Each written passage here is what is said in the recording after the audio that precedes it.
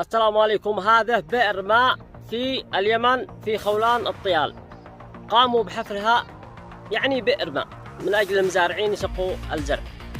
فجأة أثناء الحفر إلا وقرحت غاز. شوفوا الحريق، يعني فجأة هم يحفروا طلعت بئر غاز. قلنا لكم اليمن تملك ثروات وكبيرة ونفط وأشياء، ولكن ما بش اهتمام. يعني الله سبحانه وتعالى رزقنا يمكن أعظم دولة تمتلك الثروات النفطية والكذا، بس لا يوجد اهتمام. شاهدوا المقطع إلى الأخير. صلى الله على محمد وآله.